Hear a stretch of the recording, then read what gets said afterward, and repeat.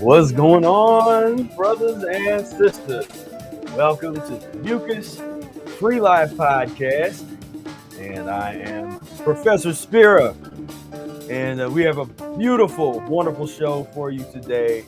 We got Bryan Mirabella on to talk about how the Mucusless Diet Healing System and plant-based lifestyle and transitioning and breathwork and how that has been totally transformative to his life and how he's helped a lot of other people transform their lives using all of these beautiful naturopathic, natural ways to heal, natural ways to eat, natural ways to live.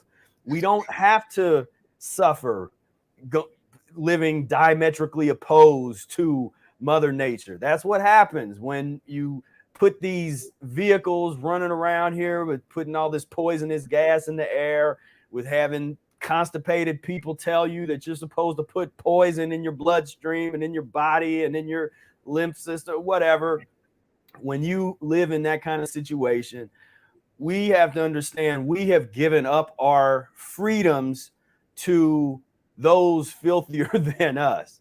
Because in the world of pus and mucus based living and eating, the folks that tend to be at the top, that are calling the shots and running the show, or at least the ones that are deferred to, because people don't want to run their own lives and take responsibility for themselves. So it's easier to blame some figurehead or some politician or something and say, oh, Biden did this and Trump did that and Bush and this and that. And it's like, oh, they're going to have their constipation issues and do that they're going to have to deal with. But we got to take responsibility for ourselves, because if you waiting on some government or you waiting on some doctor authority or something like that to tell you that it's okay to live a certain way, it's okay to do such and such, it's okay to not get poisoned.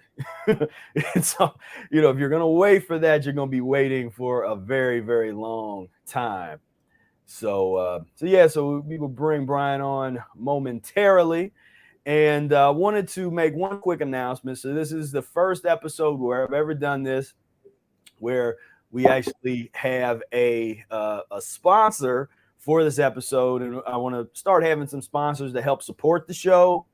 But I only talk about if I ever talk about a product or something, it's only something that I use and that I'm actually really into. And so you might have seen other people talk about this from there. But if you don't have a VPN, which means virtual private network, then you are totally naked when you get online and get on the internet. Anything, every message you send, every website you go to, it is all visible. And especially if you're using these centralized kind of Googles and the Facebooks and YouTube and all this stuff, all of your data is tracked, and the metadata is tracked. They're going to change Facebook to Meta or whatever, that like Alphabet and Google and Meta is going to be the Facebook. But they're letting you know they want to control everything. Google, they want to control the alphabet, everything about language and information. Facebook, the Meta, they want to control the metaverse, everything that's out there. So you got to understand how to protect yourself. And VPN, and I've used NordVPN. I think I first got it like 2010 or 2011. And I'm going to drop a link, and there's one down below. I'm going to drop a link for the NordVPN. It's an affiliate link. If you use a link and get it, you think because if you already have a VPN, beautiful. If you don't have a VPN yet, then like seriously, you support the show and you help us out if you use that link. But I'm telling you, whether you get that or something else, you need a VPN. And actually, the first time that I ever used a VPN, I think like 2001 or 2002 when I got to college. And let me tell you, the experience of those, you really never knew if it was working or not, because these were really, really old. This was like the wild west of because the internet was basically new at that time, and I didn't like the idea of the colleges being able to look at all of my traffic. And that was kind of the thing. And that was the era where they were trying to target college students and say, oh, if you're downloading something that you shouldn't be downloading, or sharing things amongst each other that you shouldn't be sharing, then they were kicking people out of school, suing kids, like 18-year-old kids, suing them for $1 million. Sony come in or something. So I learned early on VPN was a way to, if you just don't want to be looked at and messed with, then turn it on.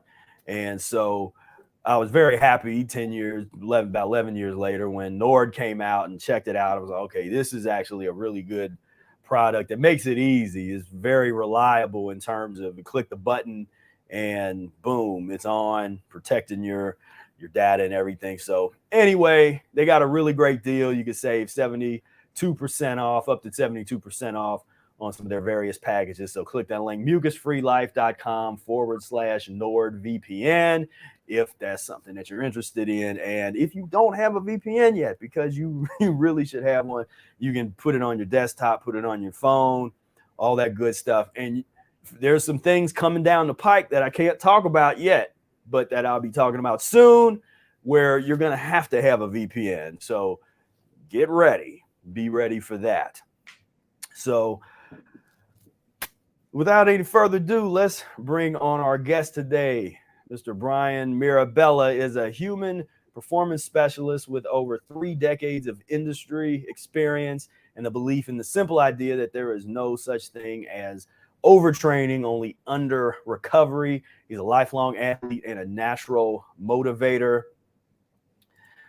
who discovered early on his gift for helping others improve their health and well-being through breathwork, nutrition, and progressive loaded movement. Give it up, everybody, for Mr. Bryan Mirabella. What's going on, man? Hey, what's going on? Yeah. See, it feels like we have a live audience. We just can't hear them, everybody. Yeah. No, they're clapping right now. They're screaming. Everybody loves you, and I'm gonna help everybody have a great show tonight. So I'm excited. You're the top dog, man. Your book is my Bible, my health Bible. So I'm like, I met a lot of famous people in my life. Not that matters. I care more about being with someone like you, who's, under the radar in terms of fame, but changing the world from the inside out. So this means a lot to me, Professor. Well, I appreciate you saying that, man. And yeah, really excited to have you on here. So introduce everybody to who you are and what you're doing, and kind of give everybody the rundown. Okay.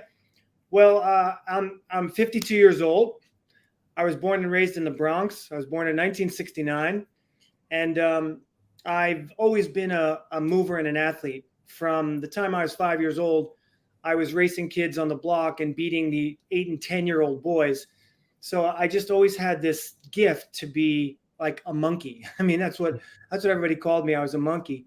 So I was this natural mover, and I gravitated to become an athlete. And I started wrestling at 14.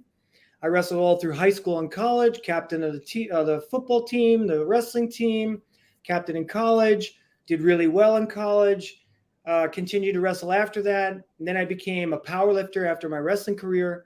So I was always strong. So I became I had the 11th strongest squat in the country, drug-free at 165 pounds.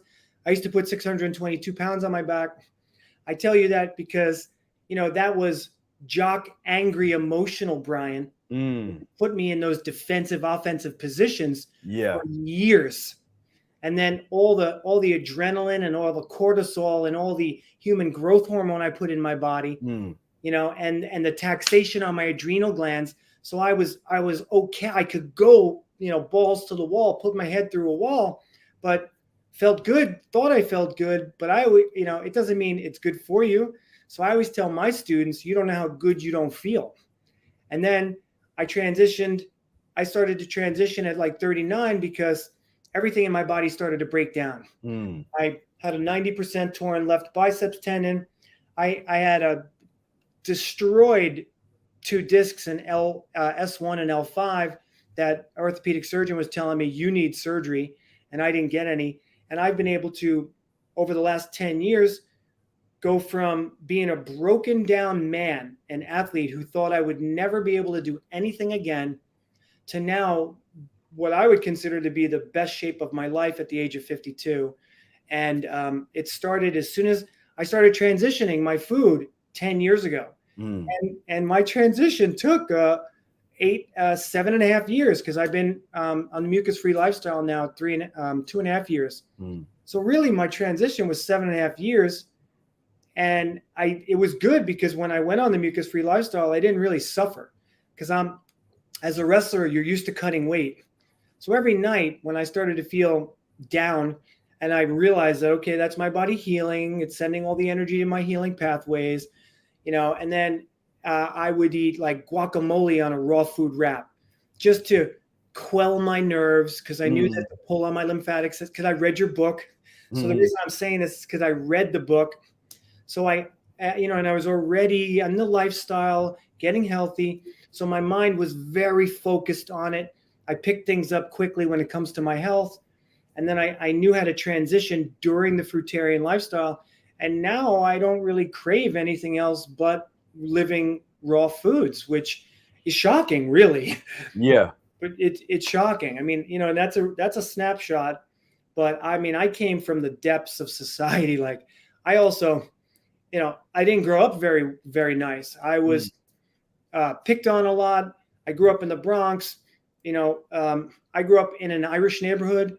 And I got to be honest, because this is where I came from. I grew up next to Fordham. And if a black person walked in my neighborhood, we bullied them. And I couldn't go in their neighborhoods. And that's how I was mentally trained. That was my belief system. Yeah. So to be where I am now, to be compassionate and trying to help the world now, and be loving to my brothers and sisters, I can't feel bad about what I did, because that was my experience. But boy, it just shows that everybody can change, right? And when you start eating these living foods, boy, you change even more. Your consciousness really goes through the roof. And then all of a sudden, all you care about is serving other people. And luckily, that's where I am now. So, and I'm overjoyed to be here with you. Yeah, man. Well, that's beautiful, man. So you said you were around 30, 39. Like, to describe a little bit of that, when you say things were starting to break down, like what were some of those symptoms? Yeah, well, I already had irritable bowel syndrome. I couldn't breathe. I had mucus in my nose all the time. I woke up, I blew my nose every day, because I grew up in an Italian family household. So I was always eating pasta and cheeses and pizza. I thought, oh, a little bread, a little cheese, because I've always been ripped, right? And I've always been lean. So I thought I could eat those foods and they don't hurt me. Right. But I didn't realize through your book that I probably had a lot of uric acid stored inside me, which is why I was able to be lean, because I wasn't absorbing any nutrients. My kidneys weren't functioning. And then I started to break down. So I tore a left biceps tendon 90%. I herniated these discs. I was in agony. I anguished for about 2.5 years, until I found a Thomas Myers anatomy trains teacher, which is like the gold standard of physical therapy, that, again, like you and our lifestyle, it's getting popularity, but it's still under the radar, right? Well, this form of healing people is still under the radar. And they were able to rebalance my fascial tissue by releasing the stress in my tissue. So then my fascia started to be more balanced. I was able to eliminate more waste. But now I realize that the reason I hurt my discs, the reason I tore my biceps tendon, was never because of the actual injury. And now that I understand the lymphatic system, now I realize that I was accruing acids in the area where I was under most stress. The lower back is usually family history. My mom died a terrible childhood. So now where the stress collects in the body, there's going to be a lot of carbon dioxide produced, which is going to create lactic acid. And if your adrenal glands are blown out and your kidneys aren't functioning, then all those acids are going to collect So my kidneys were shot. So what do you think went wrong on my body? My lower back. Because all those acids backed up into the interstitial spaces, and now they can no longer slide, glide, and rotate. So they were just waiting for that moment where there was too much stress for them to give out. But back then I didn't know that. But now I realize, oh, that was the process of what was really the ongoing process of me getting hurt. And then, of course, my body was trying to help me as much as it could, but it was just overloaded with toxemia and acidosis. And then I became vegan 6 years ago. But again, well, I went vegetarian when I was 42, and that started to help. It cleared up a little bit of my constipation problems, but not that much because I didn't give up cheese and breads. And then 6 years ago, I went vegan, but it was a transition. I didn't give up dairy right away. It was tough. I used to eat 8 egg whites a day. And I was 20 pounds heavier. I was jacked to the max, right? And I had all that cortisol and stress inside me, so I needed it. It was hard to give up. You know, everybody looks at me now and they're like, "Oh God, how do you do that?" It wasn't easy. It wasn't easy. It was a tough transition, but something was guiding me to better health. And then I found Dr. Morse. He talked about your book. I read your book. So this is about a little over 3.5 years ago. I was like, oh my God, you mean I can't ever eat cooked food again? I can only eat fruits, berries, melons, and salads. And I was like, but then I started reading all the research about how you can clean your body and that people can literally transform themselves. And I said, I'm going to do it. So 3.5 years ago, 32 months ago, I went Fruitarian.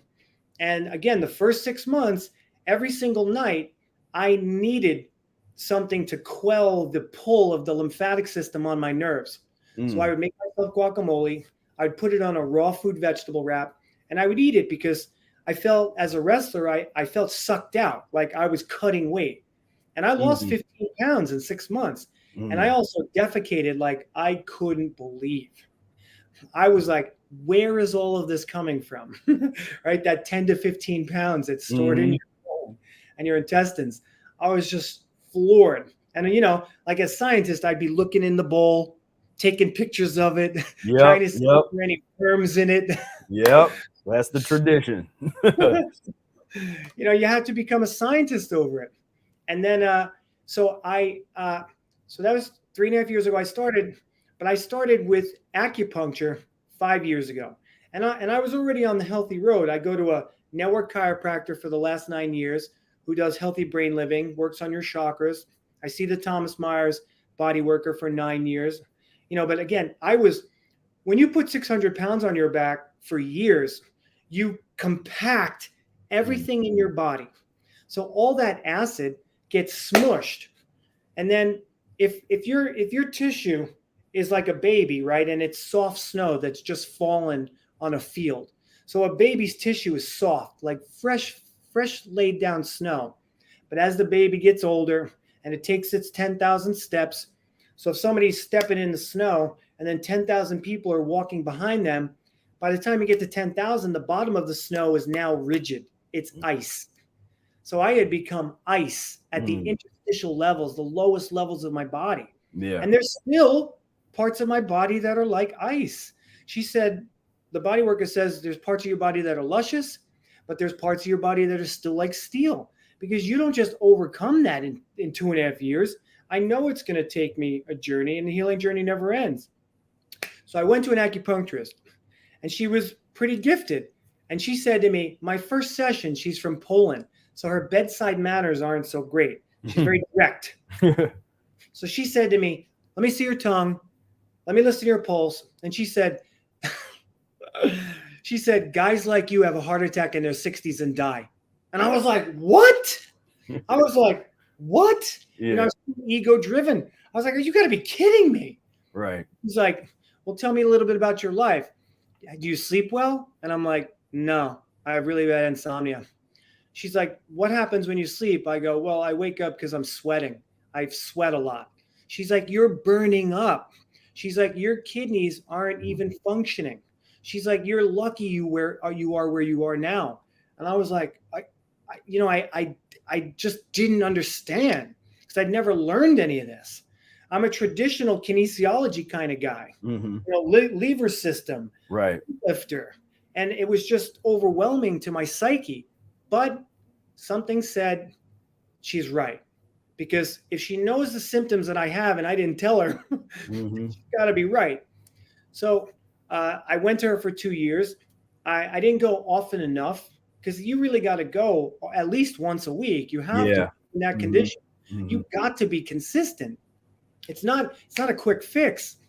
So 2 years later, she still said to me, I told her my hands are cold in the winter. My feet are cold, my hands. And she said, well, you have Raynaud's disease.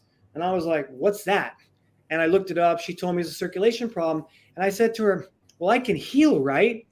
And she didn't say it in a bad way because we'd become friends. And she said, well, you're 49 years old. And what happens to people is their blood dries out. And it's kind of like, a fight not to let that happen faster than it would. So she didn't believe, she didn't have that belief that I could heal. Even though she didn't really say it. She wasn't saying it in a bad way. Right. And I just said, I can't continue to come because I have to be with somebody who believes that I can heal. And then I found Dr. Morse on YouTube. Again, like this thing, it just got the guides put that in front of me, right? They gave me that information because they said, okay, this man can do it because I know he'll have a story to tell one day, like now, and even in 5 years, it'll be better. So I started listening to Dr. Morse on YouTube and he mentioned your book and I read your book and I was just like, oh my God, this is unbelievable. This is like information that I got to share with the world, but I can't share it unless I live it. So I had already had a new acupuncturist. And this is the story. This is what you've been waiting for. So he's the same year as me. He's Chinese. He's year of the rooster. He's 11 years older than me. And I go in my first session and he assesses me. And he said, why did you leave your last acupuncturist? And now he's a Qigong master. He moves like the wind. And he was very calm. And I told him what her assessment was. And he goes, I agree with her assessment. And I was like, are you kidding me? I haven't improved at all because I wasn't on a mucus-free lifestyle. Right. I was a cooked food vegan and my kidneys weren't working. They weren't filtering. And all I kept doing was putting more acid in my body because I was combining all these foods and I was still overeating. As a wrestler, I had this thing that I need to stuff myself because I wanted to be big still. Right. So I would eat and eat and eat. And of course, not gaining weight because I was loaded with uric acid. So I saw him for 8 months. And then I read your book and I said, okay, I'm going to start a fruitarian lifestyle. And he said, I don't think you should do that. And I was like, why not? He goes, because you need protein. And I said, Dr. Ming, I actually haven't had protein in like 5 years already. I guess I never told you that. He said, well, okay, all right, then you need to eat more. If you're going to eat fruit, you need to eat a lot, eat as much as you can. So for that moment, I listened to him and I actually did need to eat more because I felt sucked out all the time. So 1 month later, and at that point, I was seeing him every week because I was getting a little better. He's the master at removing inflammation, but it wasn't happening fast enough. I wasn't really changing. So after a month, he said to me, listen to my pulse, looked at my tongue. He said, wow, you're changing rapidly. He said, this diet's working for you and you should stay on it. And I'm learning from you. And I was like, okay, now this is what I want to hear because now I know, like I'm a wrestler, I'm dedicated. So now I know if this is working for me, nothing's going to deter me from regenerating my body. If a starfish can regrow a leg, if you could take out half a person's liver, then I could heal everything in my body. So 8 months later, I'm still on the mucus-free lifestyle. And he says, one day he just says to me, Bryan, I want to say something to you. He said, what you have done is remarkable. He said, when you came to me, your kidneys were in sub-basement level 8. He said, people with your kidney dysfunction I'm working on them, trying to stop them from getting worse. He said, I have never seen anybody do what you've accomplished. He said, not only have you reversed all of your kidney disease, he said, you're now strengthening your kidney chi energy, and that's almost impossible. And that's what the previous acupuncturist thought, right? That's what she saw. Your kidney energy is your primordial energy. If you don't remove waste, it doesn't matter what you bring into your body because you're toxified. Thank you, Professor Spira. Yep. So I knew all this, right? And by this time, my consciousness was already going up. My brain was less foggy. So the information that I was downloading was on a much deeper level, and I was feeling it and I was understanding it. And then COVID happened in New York. We got hit first, shut down first. So I didn't go to him for 7.5 months.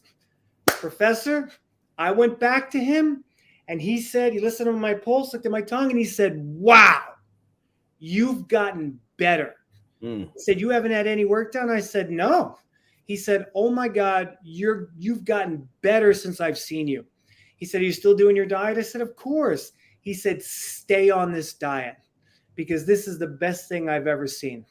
And I was like, thank you. Thank you to put me, the guides guided me in this direction.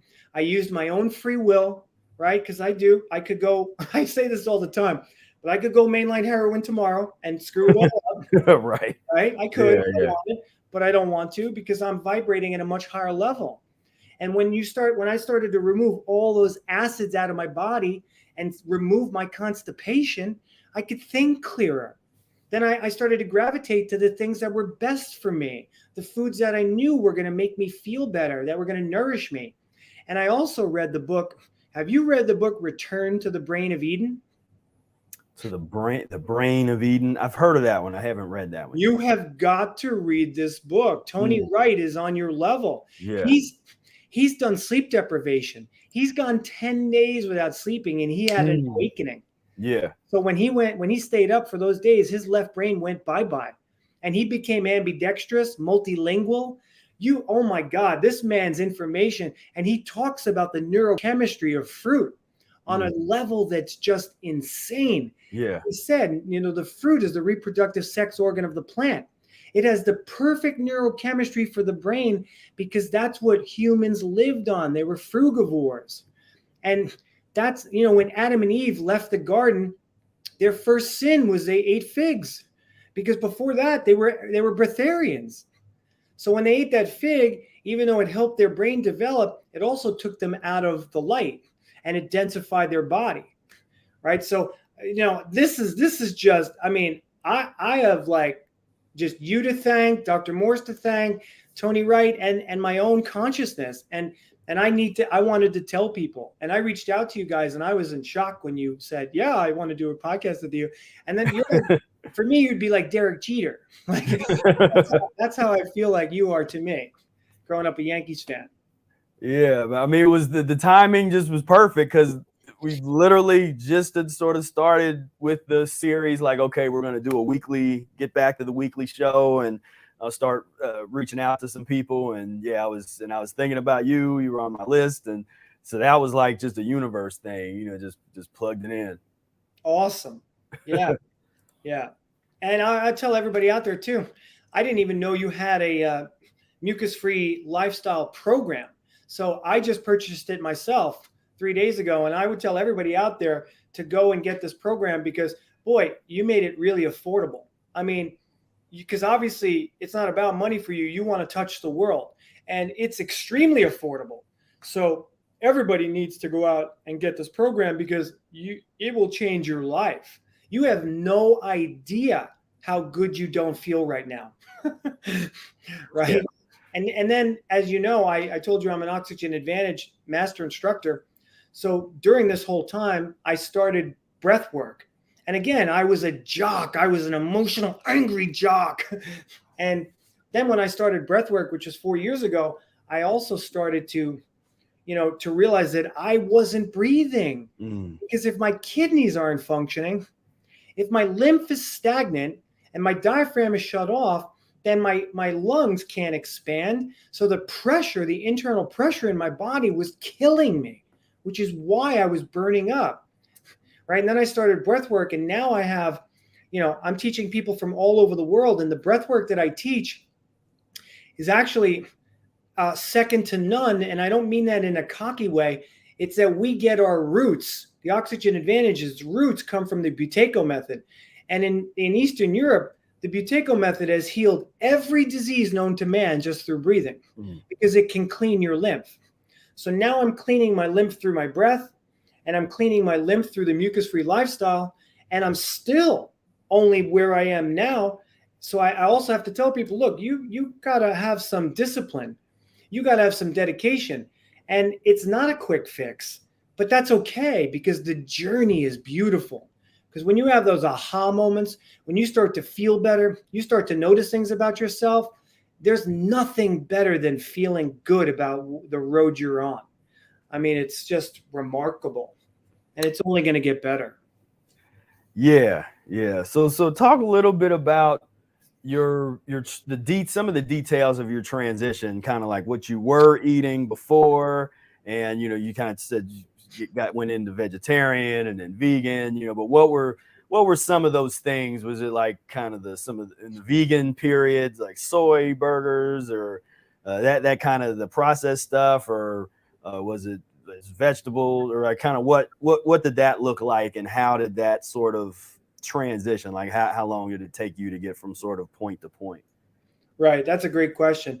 Well, I would say when I was 42 and I gave up meat, I was eating 8 egg whites every morning with cheese, with tons of oil, and then I would have 3 chicken breasts for lunch with rice. Then I'd have 3 chicken breasts again for lunch. Then for dinner, I would either eat steak or chicken with vegetables, all cooked. Never once did I eat any fruit. I ate no fruit whatsoever, even though I grew up when they would force me to eat fruit. Somehow my grandfather knew, the older people knew, right? He'd always make me grapefruits and bananas and things like that. But I lost touch with that because I wanted to be big and strong.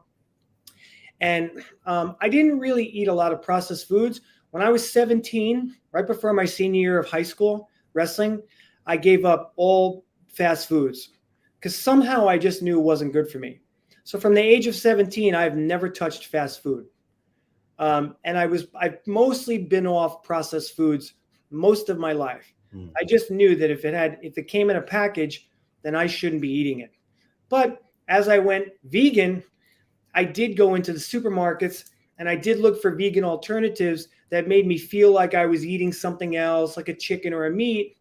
And then because I wasn't really paying attention. I'm like, oh shit, these are also processed. They have chemicals in them. Right. It was weird, right? I gave it up, but then I thought, oh, it's vegan. It must be healthy for me. And I didn't put 2 and 2 together. So I did go down that road for a little while. I had a few Impossible burgers, but then I researched into them and I gave that stuff up. And then, I was on soy for a while, many years ago. I was getting angry all the time. And my girlfriend at the time, her sister was vegan, and she complained to her sister, and she goes, well, Brian went vegan. Is he eating a lot of soy? And she's like, yeah, all the time. And she's like, oh, that's killing him. He can't eat all that soy. It's not in his DNA to eat all that soy. So I gave up soy. And then, in the transition, my transition diet wasn't because I learned it. It was just simply as I got cleaner and I ate stuff, like even when I went vegan, every month or so, I would say, okay, I've been vegan for a month. Now I'm going to have pizza. This Sunday night, it's a month after I've been vegan for a month. Now I'm having pizza. And I would eat processed food, which I didn't understand that even eating a pizza was processed food. I thought that it was a healthy, bad cheat food. Right? I didn't put 2 and 2 together. It's so strange to me now. Right. That I thought about it like that. I'm like, okay, this isn't bad for me. It's once in a while.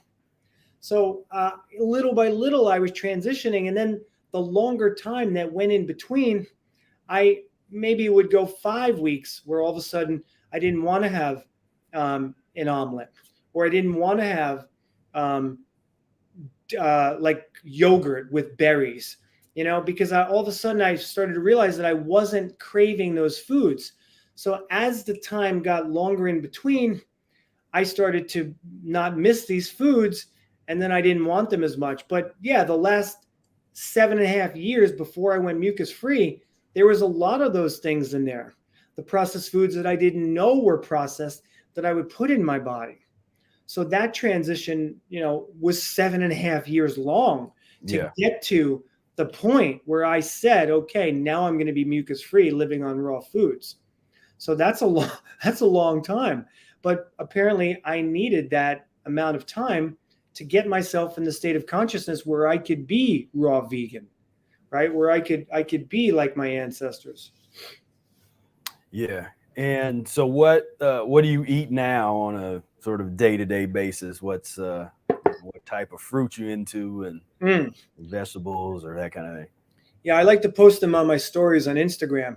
So this morning I had an entire honeydew melon. They weren't that big, but I ate a whole honeydew melon. And then an hour and a half later, I had a cantaloupe. And then an hour and a half later, I had grapes. And then, that actually was it today, because I didn't start eating. I went 17 and a half hours before my last meal. So I practiced intermittent fasting. I don't believe in the keto diet, because the keto diet is an emergency system. Our ancestors, when they were walking around trying to find food, their body went into ketosis because it was an emergency system to keep them alive so they could find food. And then when they found food, what did they do? They didn't find a steak lying on the ground. They found fruits, and they gorged themselves on sugars. Right? Yes, exactly. They gorged themselves on sugars. So that's going to be my food for the next week, for the weekend. That's my weekend food. And the bananas are always at night. So there is a thing that I wanted to ask you about this. At night, I tend to feel hungrier. I need more dense food. And I know that even bananas have a little bit of mucus and that they stop my detox, but I've still been able to do very well with choosing to have bananas, stopping my detox. And I've only once gone 12 days on grapes and 7 days on watermelon. So I actually haven't been in full detox for more than 12 days, because usually at night I have bananas, Honeycrisp apples, and raisins off the vine with maybe a little pumpkin seed butter. So every night I kind of stop my detox, but I'm still eating living raw foods. So I wanted to ask you about that in particular. Like, I'm trying to be careful about my food combining, but is eating something like bananas, apple, because Honeycrisp apples are antacids, right? So is that negative on my system, or can I get away with it because I'm doing so well in the other? I mean, you can, like those. What happens is when you get to a point internally where those mixtures start to create issues where because there's certain, like fruit mixtures, if I mix them together, it just won't eliminate well. Like I'll start burping it up or something, and it's just, but if you're at a place where it's still eliminating, because that's kind of my rule is, does it eliminate well in your body? And the way that you know if it's eliminating well is there indigestion? When you have bowel movements, is there a lot of residue left behind? Is it real sticky, or is it real clean coming through? Those, if it's like real sticky and you notice that there's still some residue that's left up there that you can't get, without the enema, then you know that, okay, well, this is something that's not either combining well, it's not eliminating well. So that's kind of how I do that. Is so if it's something that for where you're at now that does eliminate, and that combination sounds like, I'm not a big apple with the banana, because sometimes that can, that I don't know, but bananas anyway, unless it's real ripe, they can cause a little bit of indigestion, but I also like to don't get too intense when it's like, look, it's fruit, so we're eating it, but you can always refine the process to get it down closer to the mono meals, or Yeah. you have, the less meals in the day, and that kind of thing. But yeah, That's what I wanted to know, because yeah. I would like to continue to refine it, right? So even right now, I'm still in a transition, because at night I am mixing those fruits, but I don't feel indigestion, which is good, and Yeah. my poop never smells. I never have body odor, and Mm. there's almost no residue when I use the bathroom. Yeah. So that's really good. And remember, I do acupuncture I go every week. I go to a chiropractor every week. Yeah. I get body work done every week. I meditate. I do all my breathing. So I think my system now is at a very high level. But Yeah. now I'm thinking, okay, maybe it's time to give up the bananas. Let me try that, to get rid of the bananas and see if I can just stay purely on the fruits at night. But I get hungry, Professor, and Mm. I know that the bananas give me that dense feeling. So what is it that's calling me? Is it just the detox that I'm trying to get rid of when it's at night? I mean, yeah. I mean, partly that could, and I don't know if you got into the enemas at any point, but Oh, I wanted to sometimes, talk to you about that. yeah, because sometimes that's a good experiment to check out. Where at nighttime, when you know it's kind of late, like, I shouldn't be eating now, and that is a time where it's kind of like where at night, if you have an injury, it starts hurting more. If you get, it's all that, all the acids, all that stuff start coming to the surface, and it's like, okay, it's either time to go to bed, or we're like, okay, well, let's just try to eat something. And but a habit I got into was I would do an enema if I was craving something, that I was like, I don't need to eat another meal or something like that. Let me do an enema instead. And that always kind of took care of it, because that would just flush the whole system out. Yeah. And then I could just chill out or go do breath work or go to bed. And so that would be something that'd be kind of interesting, Okay. to explore a little bit. But yeah, but I mean, the one thing, it would be interesting to see, like, how do you feel when you go a days where you sort of combine, instead of doing because that is sort of a doctor, like what Dr. Morris thinks. A few different people talk about that, sort of the smaller fruit meals throughout the day method. That's cool. But what I'd be interested to see what happens when you do like the 2 meal a day, like the big meal in the afternoon and the big meal, kind of in the early evening, and how your body responds to that. Because really, see, that a lot of people don't even they've read the book, but then kind of like pick that up, that Eric coined the term intermittent fasting. But the keto marketing, because to me, the whole keto thing is about marketing. They were brilliant. They put some great campaigns together. They got the medical doctors in to back it up. They did everything they needed to do, got the testimonials, all that stuff. But it's just a marketing campaign that's based on, just the Atkins diet, keto, paleo, they're all kind of, pretty related.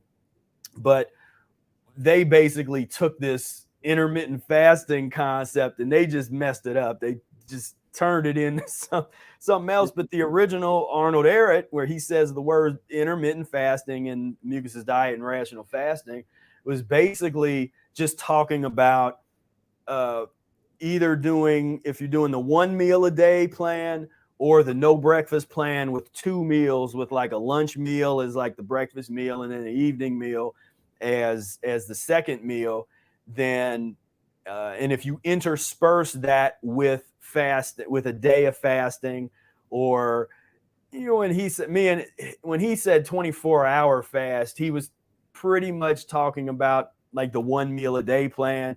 When I say 24-hour fast, I like to think of that as having fasted the entire day. But either way, he used the word intermittent fasting in relationship to those different modalities, whether you're eating once a day, having just juice on a day or water or whatever, and then the next day you have mucus-free meals.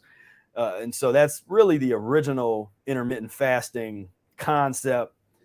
They went and messed it up with this whatever with the keto concept of it. But that would be interesting to see, and because whenever I kick it up a little bit, it's I look at it as different levels of fasting. Now, so I get pushed back from some people because there's the fasting purist that will say the only kind of fasting is water fasting, or then dry fasting, and that's even more kind of because there's not a lot of people that even should be dry fasting that have enough kind of experience and have really gotten their body alkaline to the point. Brother Air does a lot of dry fasting, but we don't promote it. But that would be interesting to see, is because in those meals you can eat more, combine more, have more food in the meal, but you just eat less times a day. And so that'd be something interesting to see how your body would respond to that. And if you did that, you might find that you would be more hungry, which could push you into, if you had to get back into like more of a transitional menus or some of the other menus in the Mucusless Diet book, or because even Dr. Morrison, this is one thing that I don't know if he talks about a lot, but then I refer people to his book where I'm like, well, he talked about when you need to have the cooked vegetables, there's sort of a time and a place when you get into those. And so, because I could see that happening, I could see if you sort of got into like the two meals a day, that could result. You could find yourself actually getting more, sort of bringing up more hunger, more of that hunger that's sort of underlying. I look at that as that's just an opportunity to dig deeper, and actually clean on a deeper level to get to the point where where the volume of the fruit is actually less. And I'm not saying that to advocate like people should eat less, but I'm saying what I've observed is over time you do a lot more with less. So you just eat, because I used to, even when I look at the amount of fruit that I used to eat, it was I would eat more. And now it's kind of down. Like my fruit meals are pretty, are kind of small.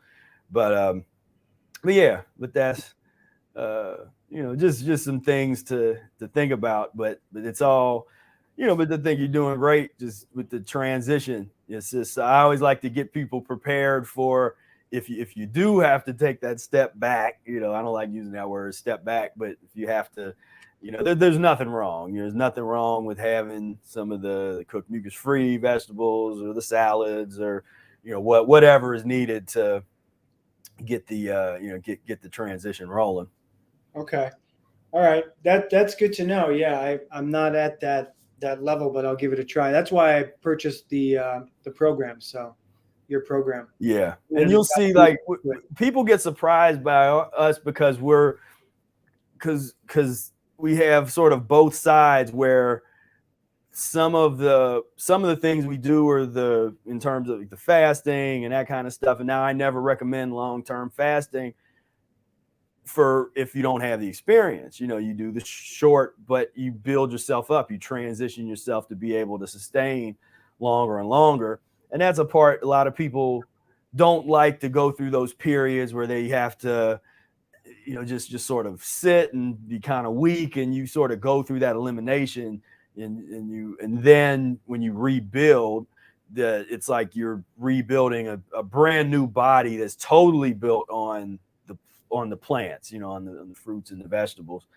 But yeah, that's let's see, there's a question we'll throw up. Probably Kyrene said, Bryan, are you currently eating any vegetables or like any vegetable meals right now, or are you just 100% fruit? Yeah, I'm 100% fruit. But 4 weeks ago, I went out to dinner with my wife, and the only thing on the menu was a salad, which I usually eat if I go out. I'll only eat a salad. But so that this night there was a Brussels sprout appetizer. So I said, tonight, it was a special occasion. Tonight I'm gonna eat Brussels sprouts. So I had Brussels sprouts and a salad. Within 40 minutes, I had a horrific stomach ache. And I know it was the Brussels sprouts.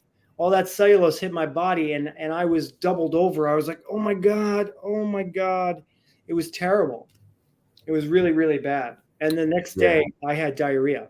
And I was like, okay, well, I can't do that again. So no, I'm not eating any vegetables. I'll have a salad, but that's it. I won't eat vegetables. Yeah, that's the soft salad. Now, what about the guess stuff like the cucumbers and that sort of the fruit, the fruit vegetables? Yeah, I would, but generally, ever since COVID, my business is more at home, and I get to really do exactly what I want. So you see what I got tonight. So I like to not mix my fruits. Now I never do it. I always eat mono fruit at a meal. Yeah. I like to have different fruits. So I'm getting that variety out of my foods. So that's kind of how I do it. Yeah.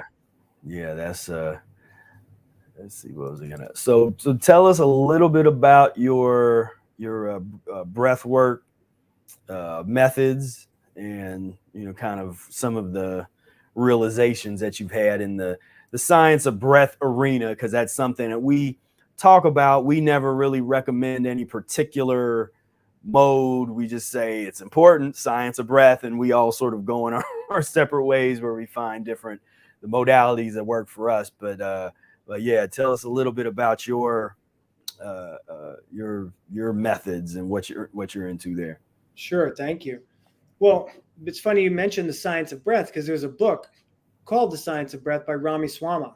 Yeah. And he's the most famous yogi ever for breathing. He could take his heart rate up to 300 and down to 1 like that. And the thing he talks about that's most important is learning to master the subtlety of your breath before you do anything else. Even in pranayama, the first thing they teach in pranayama is breathe into your belly, your diaphragm, then fill your thorax, then fill your clavicular. But that's advanced breathing. The first thing you need to do is learn the subtlety, the effortless of breathing, which is like a baby. So I teach the subtlety of breathing. I teach it when you're sitting, when you're walking, and when you're exercising. So obviously each movement you create is going to create a harder breath. So you start out at a low level, you cultivate your ability to breathe softly. And we do that through correcting everyday breathing mechanics. And there's 2 pillars of breathing. And then the second pillar of breathing is powerful, strong breath holds, which is creating a hypercapnic response that Professor Buteyko made famous. And all his research came off the physiological law called the Bohr law. So in 1904, there was a Danish scientist named Christian Bohr, and he came up with this law of respiration, and it was named the oxygen hemoglobin dissociation curve. And what that means is inside your red blood cell, if this is my red blood cell, big circle, inside the red blood cell, everybody knows that red blood cells carry oxygen. So we take for granted that if I breathe in, I'm getting oxygen into my lungs, which means I'm getting into my blood. And that's not necessarily true, because you're already 96 to 99% saturated with oxygen, whether you breathe in a little or a lot. What's happening through the Bohr law is all about carbon dioxide. So technically, it's the carbon dioxide advantage. So he came up with this law. And by the way, his son, Niels Bohr, won the Nobel Prize in the 1920s. And Dad should be just as famous. Like Arnold Ehret should be famous. And Christian Bohr should be famous. Yeah. He originated this law of respiration. So I base all of my breathing techniques off a law. So it's not like I want to say I'm right, but if we talk about concrete science, like Eric talked about with digestion, then what I'm teaching really can't be refuted. Well, and even or like what Aaron said about the breath, vitality equals power minus Yes. destruction, and the body is an air gas engine.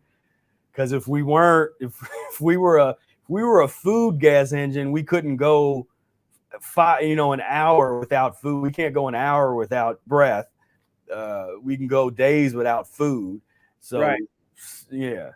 So if I'm mastering the subtlety of my breath and I'm breathing less than 6 breaths a minute, then my air gas engine, there's no internal pressure. That means that my because I'm breathing in slower and less, it means that I'm producing copious amounts of nitric oxide. And nitric oxide's job is to release fascial tissue, and fascial tissue is your lymphatic system. Your interstitium, your endothelial cells produce nitric oxide on their own. So when you have this air gas engine that's not producing waste from digestion, you're going to have less internal pressure. So your body's going to be softer and more relaxed, which means you're downregulated in your nervous system. But it doesn't mean you're unconscious. It means that if this is relaxedness and this is alertness, I want to be in the middle, right? There's a variation in life. Everything's variation. So I can be variated between relaxedness and alertness. If I'm too alert, then I'm going to crash. I'm going to burn all my oxygen and I'm going to crash. My limbs and my limbs are going to go numb because all the blood's going to be diverted to my diaphragm to keep me alive, and I'm going to hit the wall. And most people are breathing too hard. Not most, all people. With the 400 people I've trained in the last 4 years, I've only met one good breather. And I've trained a lot of yogis for 20 years who thought they were good breathers until I showed them. So there's a very specific test that the Bohr law came up with, that Professor Buteyko came up with, and it's called the controlled pause. In Oxygen Advantage, we call it your BOLT score, your body oxygen level test. And this test is to see what your threshold of carbon dioxide is. And even if you're in really good shape, most people have a very low threshold of carbon dioxide. And if you have a low threshold of carbon dioxide, then you're not getting oxygen to the prefrontal cortex, because inside that red blood cell, oxygen needs a carrier. And that carrier is hemoglobin. So the oxygen hemoglobin disassociation curve. So if I'm over breathing, if I'm doing any kind of hyperventilation technique, and I'm not going to call out techniques, I'm just going to tell you the science. If I take one big breath right now, if I go and I fill my lungs, do you know that creates hyperventilation? The respiratory center is located in the lower half of the brainstem. And it's been proven through papers by Megarian that one big breath creates hyperventilation. So one big breath drops my carbon dioxide levels. And if there's no carbon dioxide present, then there's no signal to tell hemoglobin to let go of oxygen. So my body, every tissue in my body produces CO2. It is not a waste gas. There's no such thing as CO2 being a waste gas. It's 6 times more important to a human than oxygen, and 100 times more prevalent. So if I learn to breathe, if I learn to master the subtlety of my breath, that means that as I exhale slowly, I don't lose CO2. I hold on to CO2. And then through the curve, through the Bohr law, if CO2 is high, then CO2 goes inside the red blood cell and it signals hemoglobin to disassociate from oxygen. And now that liberated oxygen is like a Navy SEAL, but on a rescue mission. So it's going through the circulation. Now it's soluble. It's free to go heal the body. It's looking for the cells that are deficient in oxygen, which is where the acidosis is. So as I increase my threshold of carbon dioxide, I'm always liberating oxygen from hemoglobin, and now my body can literally heal from the inside out. It's actually, breath is the only way to heal from the inside out. Even digestion is going at the layers. It's taking the top layers off, where the breathing, the oxygen is getting into the depths of the layers that are toxified. So you know this, right? And that's because that's the fasting. Well, that's why Eric, it says that the omnipotent method of healing for the human body is fasting. But that's the fasting essentially gets the food out of the way so the body can heal itself. And what you described would be another way to describe that phenomenon, because if you get the food out of the way, and I guess like you said, if there's some people that will heal for a certain period of time on just improving the breath, just with that principle of vitalizing internally with the oxygen. But when you combine that with for people that don't even know that, but they stop eating, and unconsciously they don't even realize that, okay, now my breath is actually able to work on my body, just they don't know that that's what's going on. But yeah, it's giving the body an opportunity to do like what you're talking about, where just a total revitalization from the inside out. Yeah. And yeah. So that's the method that I teach. So I run a 30-day program. It's automated, and people get a video every day, and they get to keep them for life. So it's a one-time fee. I have a private Telegram group. So I have this heart-centered community of what we call pro breathers, #pro breathers. And then once you're in the community, then we're in it together for life. So people can ask me questions for life. And then I have a weekly Zoom call that I do with all my former students. That's also part of the program, and that's for life. So it's one-time fee to get in, and then after that, we're all sharing our experiences, and so forth. So I want to create, if people can slow down their breathing, then their energy levels go up, their vibration raises, and it's about paying it forward. So if you feel good throughout the day, even if the cashier at Duane Reade is insensitive to you, you're not going to lash out. And when you don't lash out at the person who's insensitive to you, you leave them in a better state of being. And then they're less apt to lash out at the next person, right? So that's what I'm trying to help people do. And when you slow down your breathing, your whole life changes. So I'm slowing down my breathing. And I teach Olympic athletes, right? And I'm a high athlete too. So it's even when I'm exercising, it's about breathing as gently as I can. Yep. Because even if I'm exercising, I don't need to hard breathe. I'll breathe more, of course. There'll be more air coming in because I'm working harder, but I'll still be breathing less hard than I've ever breathed before. And then you can train harder. You can train longer, you can train faster. And that's why I say there's no such thing as overtraining, but there is such a thing as under recovery. Yeah. It's about removing the waste, right? It's always about getting rid of the waste and exercise that waste. Yep. So breathing can remove that lactic acid. I want to work out every day. I don't want to kill myself every day because I don't have that constipation, that mentality, right? I don't need to kill it. I just want to work out and feel good about myself. And then the next day, I'm not sore. I can do it again, right? And it's good for my body. I'm a true mesomorph, so I kind of have to, right? I'll take maybe a Saturday or a Sunday off, but I need to move. It makes me feel good. Yeah. So how often, you say every day, sort of how long is your workouts, and what kind of intensity is your daily workout? Well, I start my day off with breathing. So I always work out fasted. I will not work out. I will not eat before I work out. So I'm usually working out around my 12th to 13th hour of not eating from the night before. And I do my breath work first, which takes 20 minutes. So now I'm kind of at a high level. So I don't need to do a lot of the warm-up exercises. So for me, what it'll look like is I'll go to the South Street Seaport in Lower Manhattan, and there's this really cool incline that goes up, and it's 80 meters. So I can stand at the beginning line, and I could take a normal breath in and a normal breath out, very calm, very gentle, barely any exhale. I exhale and I sprint all out up the 80 meters.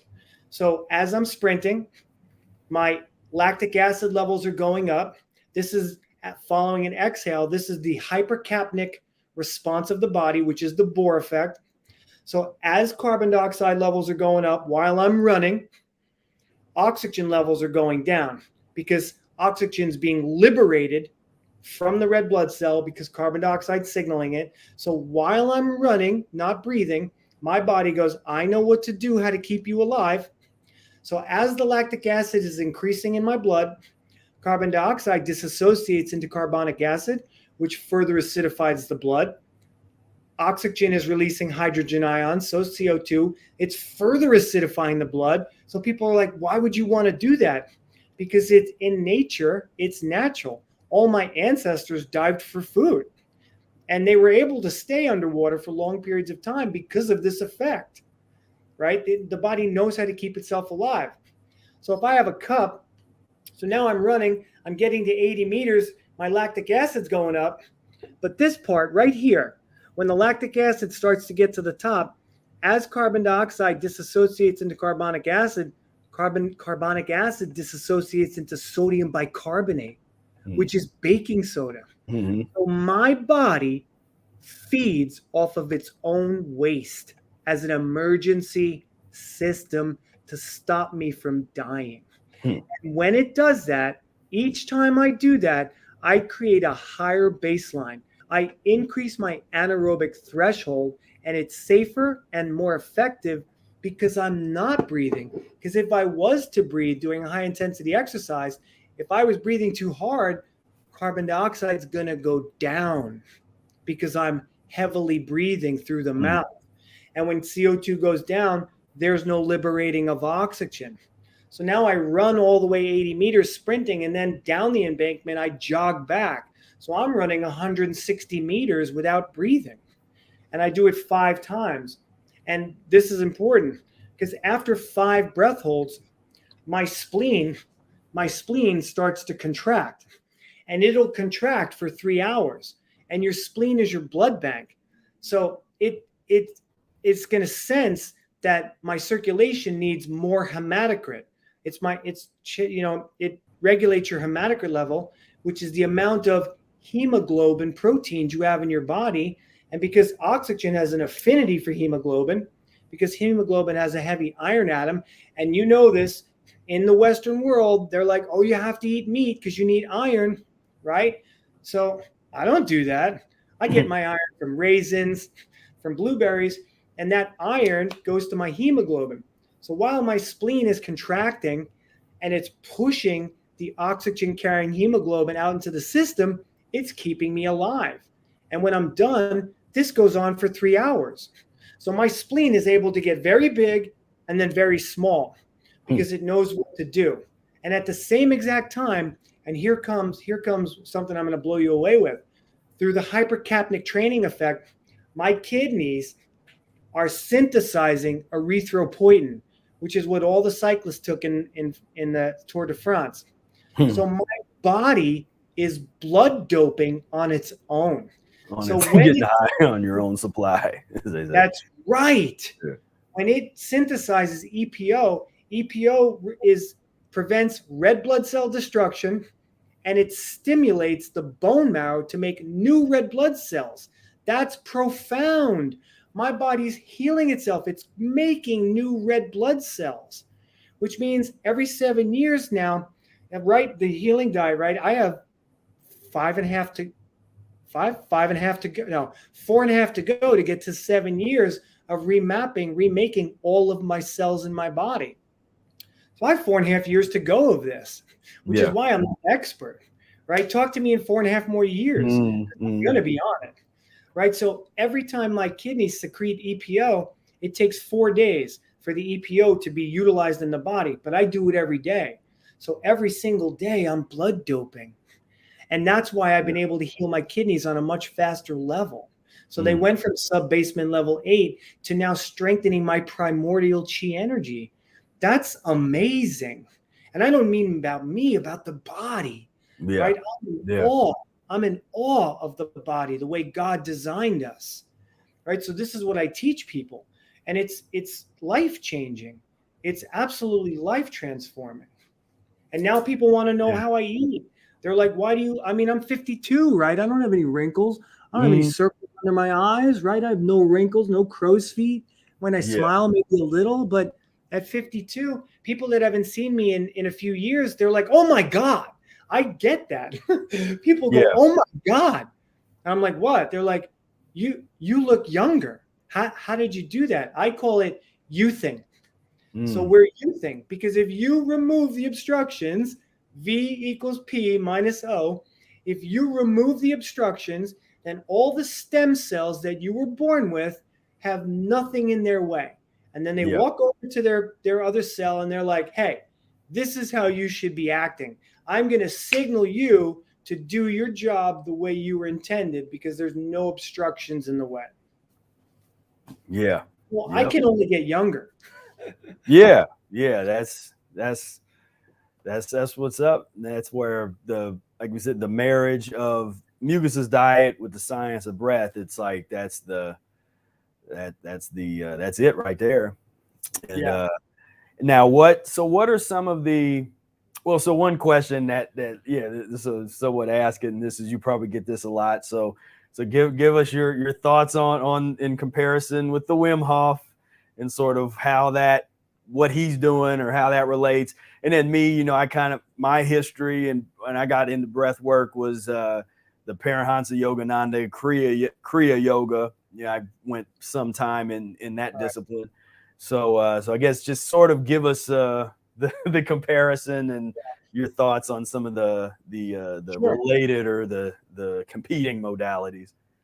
Right. Well, let's kind of talk about, even when we say getting higher in your own supply, I'm not really sure that's what's happening, because I don't want to be high, right? I want my baseline breath to be so high, my threshold of carbon dioxide to be so high that I live in the present moment.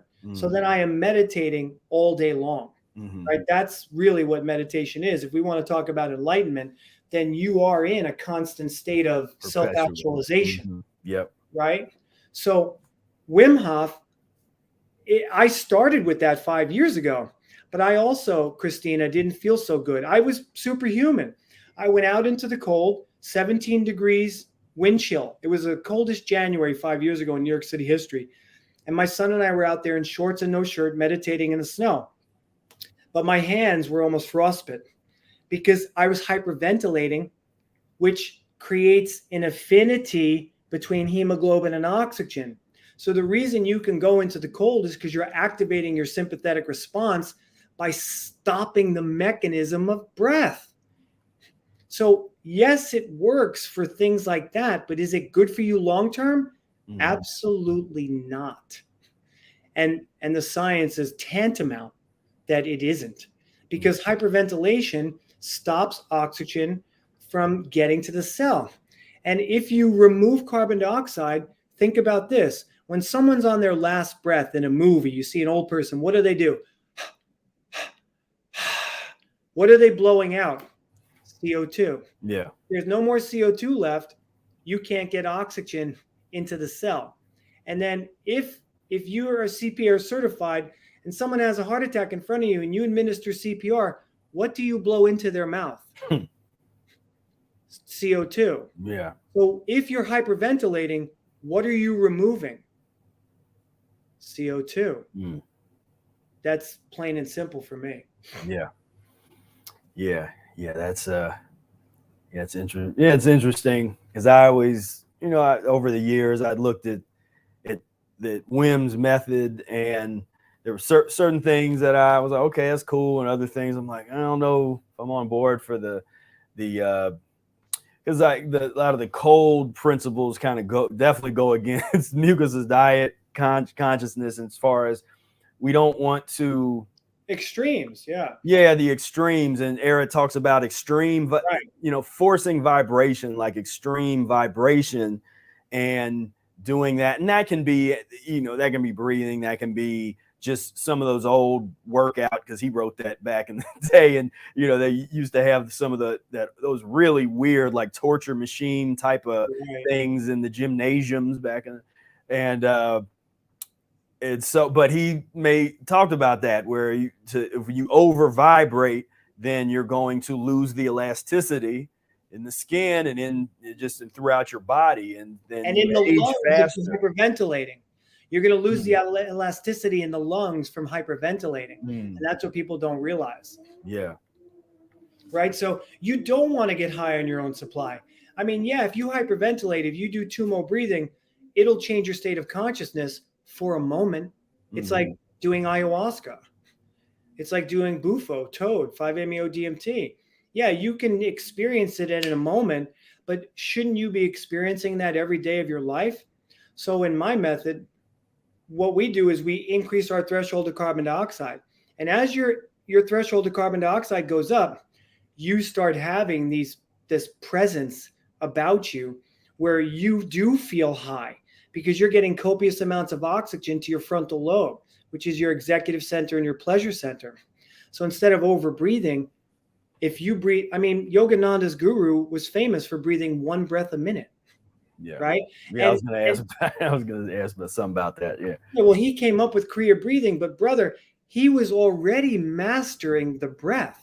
Yeah. So they were able to go into higher modalities because they had already mastered the subtlety of the breath. So when they did do a hyperventilation technique, it didn't hurt them, because they were going to come back to the subtle breath, and they were going to be able to recover their carbon dioxide levels. But we don't teach that. We leave that step out in Western teachings. We're leaving that step out. It's like the game of telephone. Yeah, the missing, as Eric says about diet, the missing link of the human mind.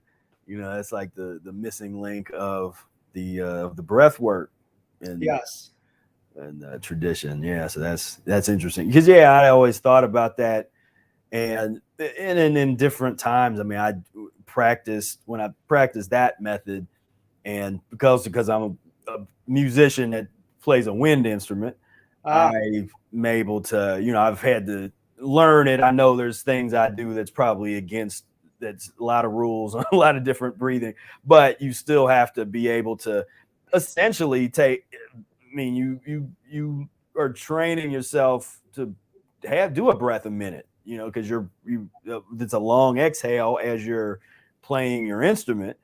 And, so 1 or 2 breaths a minute's not uncommon, depending on what it is you're doing, or especially when you're working on the long tones. And that's like you playing one note about per 30 seconds. And so I noticed that some of the things that I had learned in different breath studies, that I was doing some of those things just regularly already. And then even getting into the studies of using sound and vibration as a meditative, way to get. And I was already doing that just at being a musician, and didn't really, I was never taught that but that was part of the experience, and sort of part of what you get into, when you go down the road as a musical artist. Yeah. But I remember probably reading that and experimenting with that to see, okay, if I do one breath a minute, and then when you get into, because I noticed there's a similarity. I don't know the technical terms for the breath, but in the Kriya, there's the one where after doing some general breathing, you get all the air, or just get everything out of your lungs. It's like and then hold that for a period of time, and then breathe in kind of gently back in. There was something in one of Wim's thing reminds me of that, where that's sort of like the recharging period. So after the breath, the sort of the quick inhale, exhale, then when you breathe out and hold it for the sake. It's kind of like that reminded me of some of the Kriya things, but how is that that technique or that principle of holding the breath out? You breathe as you described as you're running, like how, what how is that, or how would you describe that? Well, that Kriya that you just mentioned would be the way that I would like to do it. Like I would try that. That makes more sense to me because you're exhaling. I don't exhale everything, but just because when you exhale everything, there's pressure. So I'm always trying to keep my body at low pressure. So as I exhale normally and I hold my breath, I'm feeling my interoceptive feelings of my organs, my visceral sense, which is your eighth sense. So without creating pressure on the exhale, I can hold my breath a little bit longer, and then I can sense where the breath needs to go, where the stress and the tension is in the body. Because as it comes on, as the need to breathe comes on, you identify inside your own body where you lack oxygen. It's kind of weird because you'll be sitting there, gentle exhale, you'll watch the clock, and all of a sudden you'll start to feel a part of your body. And that means that's where you're deficient in oxygen, because like the food does, it calls attention to the places that need it the most. So you'll start to come up with that. But if you forcefully exhale all the air out, for most people, they're already going to feel pressure. And then they're going to have trouble holding their breath for longer. But again, not if you're experienced. That would be definitely a better way, what you described, that I would want to do. And the other thing is, with our breath method, when you take in air slower, right? You produce nitric oxide in your nose. Well, one of nitric oxide's job is, my lungs are shaped like a triangle. And because I'm an anterior creature, unless I'm sleeping, the blood is going to pool at the bottom of my lung. So now all the blood's down here, but the highest concentration of alveoli are at the top. That's why people say, fill your lungs. Except if I fill my lungs, I don't pick up this gas nitric oxide, which doesn't get the blood to the upper part. So and the masters knew this, they didn't know it scientifically, but they knew when they breathed out as slowly as possible that they could elevate, because the nitric oxide takes the blood to the upper lobes of the lungs. You need blood to be in the alveoli sacs to capture the oxygen molecule, push it into the capillary and into a red blood cell. Now, that's called alveolar ventilation. And if I breathe in too much air, I take in too much air, I actually create more dead space between the nose and the diaphragm. And if there's more dead space means that there's an amount of oxygen that doesn't get diffused into the blood. So and there's a formula for it, but I can't say it because you won't be able to picture it. I'd have to write it out. So again, there's scientific proof of this.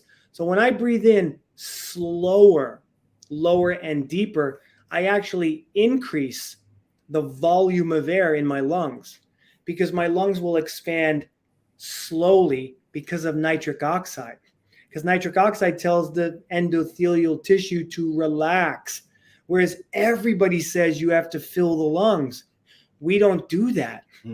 Because of nitric oxide will tell the lungs to stretch more but slower. And there's this molecule called surfactant that nitric oxide produces, whereas COVID attacked the molecule surfactant, which stopped the lungs from expanding, which is why the lungs would fill up with edema. And then when they put a ventilator on people, they would kill them. So again, it's all about the subtlety of breath. So as the blood gets to the upper part of the lungs, you get less dead space, which means you have a higher minute ventilation, which means you increase your oxygen carrying capacity. And again, this is all scientifically right there in the textbooks, but it's been swept under the rug because they don't want people to know this. They don't want people to know they can heal themselves. They don't want people to know that if you put that mask on, it's going to limit you from getting oxygen into your body. And should I not go there? Oh, no, I'm laughing because I'm agreeing. No, go there.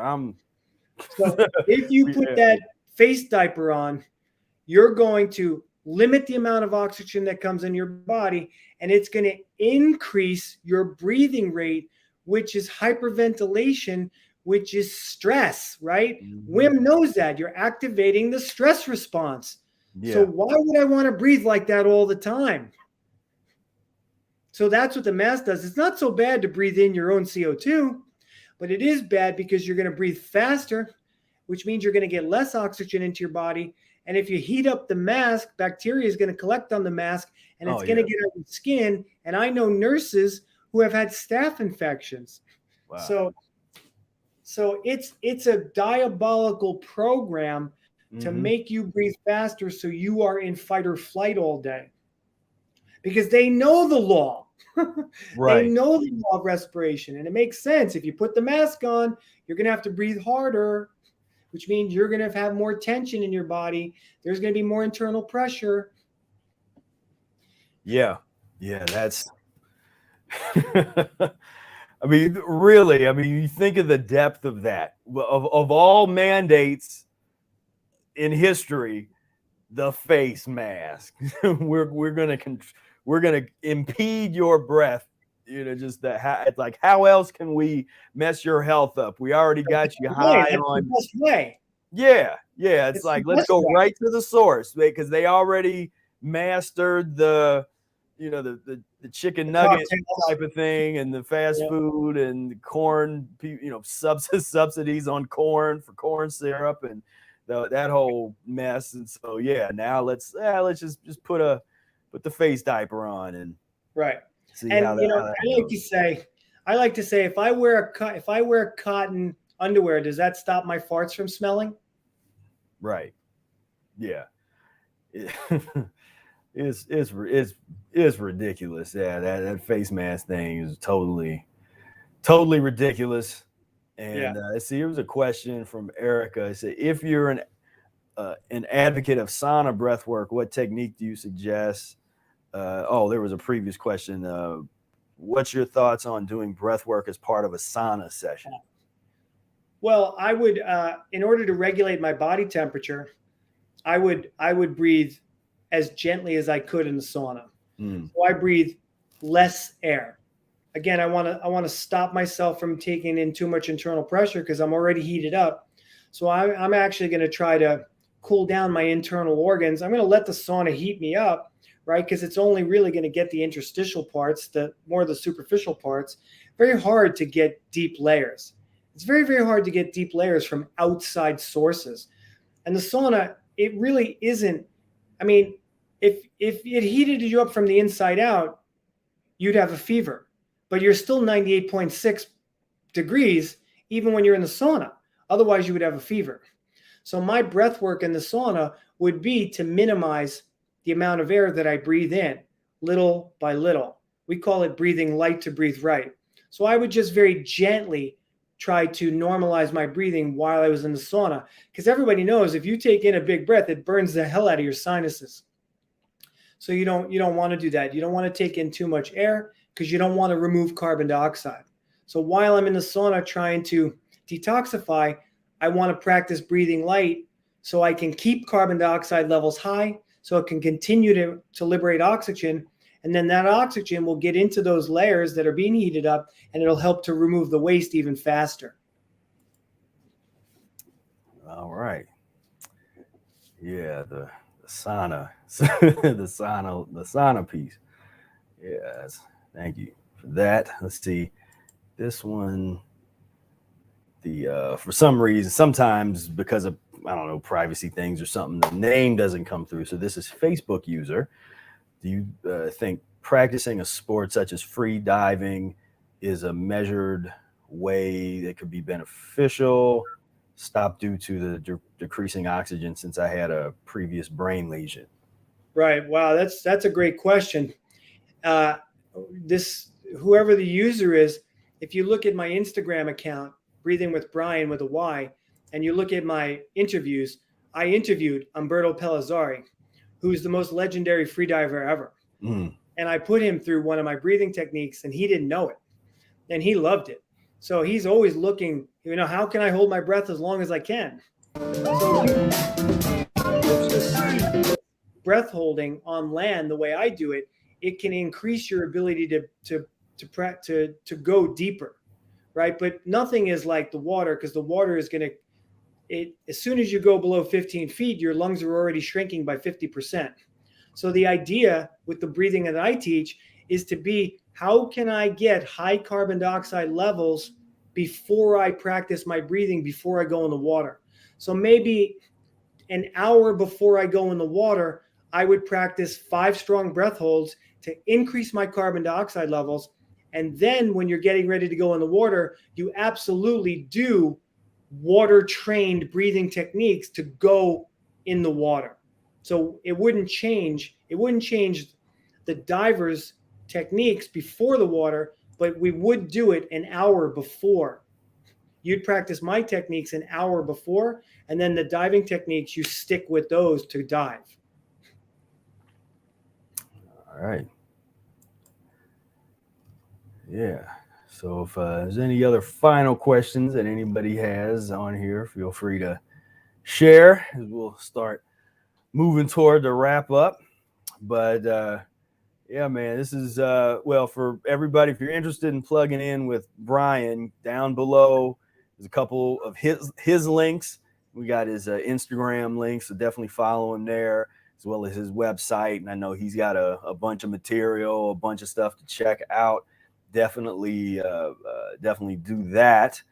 And let's see, we got Kai. So what's your view on shallow breaths? I've heard of an expression among breathwork teachers: shallow breath, shallow life. Right. Well, a shallow breath is a chest breath. It's up here. It's rapid, usually hard and shallow. So the idea, again, is everything we do is about breathing as tranquilly and gently as you can. And when you do, you'll activate your diaphragm. But my acupuncturist said that most people have twisted diaphragms, which is why they're shallow breathing, which is why I would create a shallow life, because just like your heart, the more breaths you take, the faster you're going to go to the grave. And they tell us that normal breaths per day is 25 to 27,000. Again, professor, that's insane. If I'm breathing 6 breaths a minute, then I'm only going to take about 9,000 breaths a day. So you're telling me if I put only 95% gas in my car and I could save money on gas, my car is going to run very well? Come on. Right? Great question, Kyle. Great question. So again, it would be about not making it shallow, making it deep. Now, again, deep doesn't mean belly breathing. You hear a lot of belly breathing. Well, my diaphragm is shaped like a bell, right? And really the diaphragm is less muscle. It's almost all fascia. And the diaphragm is intimately connected to the heart. It's attached to the heart. Every time you exhale, your diaphragm moves up and it cradles your heart like a hug. It's amazing. And if you're breathing low, slow, and deep, when you breathe out slowly, your baroreceptors at the top of your aorta and your carotid artery, they send messages down to the midbrain. And in 2017, Stanford came out with a study, and they proved that there's a part of the brain called the locus coeruleus that spies on your breathing. So every time you breathe gentle and deeply, diaphragmatically, when the diaphragm opens, it opens like a canister. So it goes front to back, up and down, side to side. So that's not a belly breath. When the canister opens, it's a 360-degree breath. So when you breathe gently, the baroreceptors sense less pressure. They send information to the midbrain, and the midbrain, the locus coeruleus, says, well, we're sensing that there's less pressure in the system, so it sends feelings of safety to the brain. And the brain really only knows 3 things. I love you, namaste. I see the God in you. I'm calm and I'm safe. Because if I'm not safe, I'm in fight or flight. And what is fight or flight? To get out of danger, not to stay there unless you have to fight. Otherwise, it's to get out of danger. So that's why the brain is going to, when you're breathing gently, it's going to send feelings of safety to the brain. Mhm. Then I'm going to be parasympathetic. And if I need to be sympathetic, like fight or flight, I can. I can get into it and out of it. And it's not going to put a depression on my nervous system. But if I'm breathing heavily, if I'm breathing shallow all day, then I'm upregulated and I have all this internal pressure and I'm in fight or flight and I'm not going to feel good. It's just very, that my air engine is really all it's about. So if my air engine is working hard, working overtime, it's not going to be a good thing. Yeah. And Mariah asked, would we naturally breathe properly and beneficially if we were not so encumbered and full of mucus? Not exactly. Because once your breathing mechanism is off, because your respiratory center is in the lower half of your brainstem, your primal brain, your medulla oblongata. And now, yes, your breathing would start to come back to a little bit of normalcy, but you would have to practice particular breathing exercises to retrain the habit of breathing too much. So let's say you're breathing 35,000 breaths a day. When you're floated with mucus, as you get rid of mucus, your breathing rate might slow down and you might only be breathing 18,000 breaths a day, which is only double as much, which is good, but it's still not super efficient. So you would have to practice particular breathing exercises to get it all the way down. Because otherwise, the respiratory center needs to learn. The enteric system needs that information, and the respiratory system needs that information. It needs that signal, that right signal. And that right signal is to breathe less. And again, it's got to be controlled breathing. So the masters knew that, right? That's the first limb of yoga, controlled breathing. So they knew you had to control your breathing in order to regulate your primal brain. Yeah,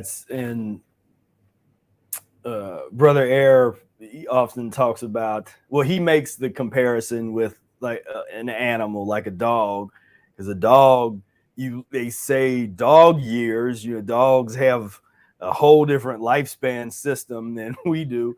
Look at how they breathe. Yes. Yes. It's like they're running out of those breaths real quick. Yeah. Right. 7 breaths a second. So they're constantly searching. They're constantly seeking. So what are we doing if we're breathing 25,000 breaths a day that they tell us is normal? Or if we have a face diaper on? Crazy. And it's and he, and I know Brother Air does, he had studied the Science of Breath, the Ramanyaka book, but I know he kind of just over the years has developed his own kind of thing, but that's an important, but kind of some of the things you describe is things that he's described in terms of just the way that he'll go and sit outside in the fresh air for a couple hours and just focus on his breath. And it's sort of this, this idea of I like that, what you're saying, the subtlety of the breath, and where it's not about like some of these real, like, this hardcore hatha breathing or whatever kind of stuff, but actually transforming the inner world through a gentle, it's like the gentle approach, right? And there's a time for hatha breathing, right? If I wanted to heat myself up, I could use that breath. But what is my baseline breath beforehand? And most of us have low baseline breath. So if we do that breath, we're only going to make our baseline breath lower. And that's why we have oxidative stress along with our mucus. So no carbon dioxide means no liberated oxygen, which means oxidative stress. Yeah, Christina says, mind blowing. Thank you, Professor Spira and Brian. Thank you, Christina. Thank you. And so how many breaths a day are you at? Like if you were to calculate, like what do you think you're at? Well, I've taught myself to breathe no more than 6 breaths a minute. Okay. So 4 seconds in, 6 seconds out, or 4 seconds in, 5 seconds out with a natural pause or 2. Mm-hmm. If you can breathe less, that's even better. So that would be about 9,000 breaths a day. Okay. And that would be very efficient, because science tells us that if I only breathe 6 breaths a minute, then I increase my heart rate variability, which is intimately connected to longevity. And then when my heart rate variability goes up, vagal tone goes up, because every time I exhale slowly, I massage my vagus nerve.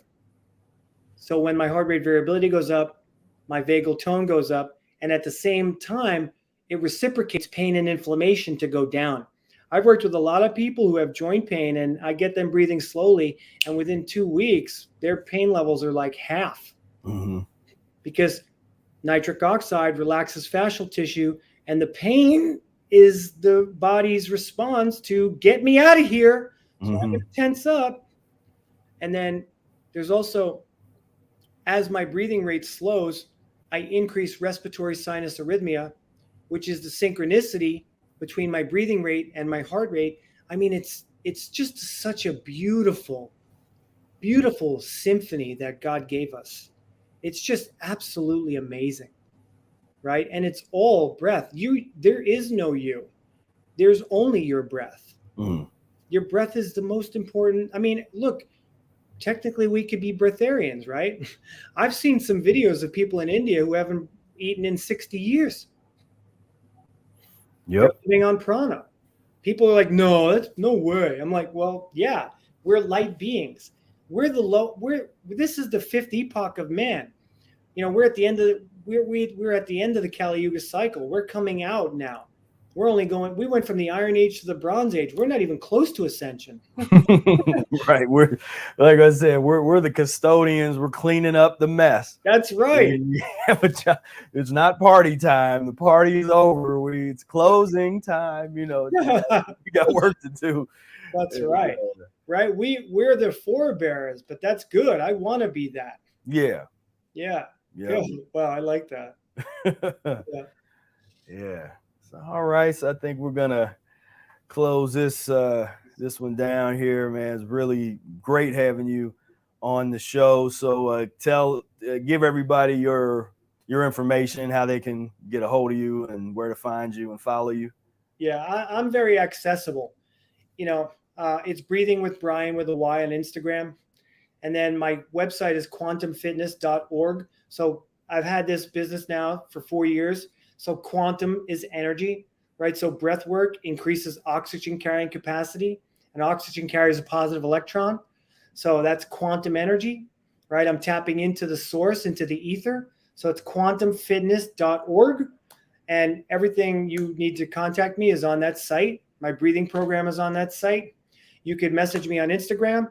I'm very accessible. You know, I'm not against technology, but I really taught myself to only use it when I'm trying to help people. Other than that, I don't spend my time on technology. I'm breathing slow, and I get to this point where I'm like, wow, I mean, like I could just sit on my sofa like Brother Air sometimes, and I could just sit there. I don't need anything. I could just sit in peace. But that was never me. Yeah. I mean, yeah. I was getting drunk every night. I didn't even tell you guys this, but from 29 to 37, when I got divorced and my wife took all my money and my child away from me, I went down the rabbit hole. And I'd never done drugs till I was 29. So I got heavily into, I wasn't a drug addict. No, maybe I was. I did a lot of drugs. I did things that I would never do. So for 8 years, I went down the rabbit hole. And again, what did I do? I toxified my body. So I'm really coming out of the depths, right? The depths of, that's why my kidneys were destroyed. And here I am living to tell about it. And I only try to share my story. If it resonates with somebody, then great. But I'm not trying to sell anything either. If it resonates with you, great. But otherwise, I just want to share. I just want to share information. Yeah, that's beautiful. So the final question as we wrap up, what would you say has been your greatest achievements with the Mucusless diet? Hearing my acupuncturist be dumbfounded that he's never seen anything like it before. That's the testament to this lifestyle. That is it. Because I went to a doctor. He was a gastroenterologist. So he was an MD and an acupuncturist. And when he said, what you have done is nothing short of remarkable, and those were his words. He said, I've never seen anything like it. So that's it, man. Hallelujah. And it was because I went mucus-free. And he told me not to. Yeah. Which is, tends to be the, what they say is like, oh yeah, don't do that. I mean, yeah. Right. But I showed him the light, and now he loves when I come in because he sees me progressing. Every time I go, I'm still progressing. So that's another thing. I still have, we have issues, right? I'm sure even that maybe 20 years into this, there's still got to be parts of your body, layers that you're going to still be healing for the rest of your life. Right. So there's going to be more that I get to share that he's going to get to see about how this lifestyle really improves our overall health. And I'm a firm believer. And I don't want to go back to cooked food. If I'm forced sometimes to be in a situation, I don't really enjoy it. I'm like, I don't judge myself for it, but I'm like, oh, I know this, I'm not going to feel very good after I eat this. But, I maybe have cooked food like once every 4 months now. So Thanksgiving, the last time I had cooked food was on my wife's birthday, August 8th. And the next time I'm going to have cooked food is Thanksgiving, because I don't eat meat, but we do dim sum. So I'm going to do dim sum. And I already know, I've planned it. That will be the next time I eat it. And I'm good with, I want to be honest with people. Well, I never have cooked food again. I can't say that because I don't know. Right. And if it happens, I'm not a bad person. It doesn't make me not a fruitarian. I'm a human being. Right. Now, do you make the distinction between that not all cooked food is equal? Because sometimes I have that conversation with some folks, like not all, because there's a big difference between like cooked greens and cooked hot dog. Right. Yeah, that I would never do. Yeah, the lowest I would go is to put a little gluten in my body from a dim sum and a cooked vegetable. That's as low as I'll go. At this point in my life, that's as low as I'll go. And I haven't in 3 years, or 2.5 years. So yeah. All right. Beautiful. Well, man, I appreciate you. I appreciate being you on the show, man. I'm glad it all hooked in. The universe was doing its thing. Was able to plug it in. So everybody, check out Bryan's page. Follow him on Instagram, Breathing with Bryan. Check out his website, and man, a lot of great stuff. Because that's that's what we always talk about. We like seeing people bring things to the table, bring something to the table. Go out and because that's kind of what we all did. Where here's a Mucusless Diet book. Now go, go push it, go figure some things out, do some stuff. And in the area of science of breath, we've always known how important that is, but you've went and really developed some things and bringing it back to the community. Like, check this out, this is let's put this in there. And so so I'm real interested to dive into a little bit of that and check out, add that to my repertoire of the breathwork processes. Beautiful. Yeah. Well, I really appreciate you. You're one of my heroes. Your book changed my life. And I'm just so honored that you had me on. And thank you very much. And thank you to everybody out there for all your wonderful questions. And I know that you also have this heart-centered community. So there's people out there who are just nothing but, wanting help. And I know what? Even when I get some haters on Instagram, I don't ever get angry. I talk to people in very nice ways. even if they're like, oh, like I think on one of your posts or my post, somebody said something about, oh, mucus-free steroids. And I laughed. I think they wrote that under the post.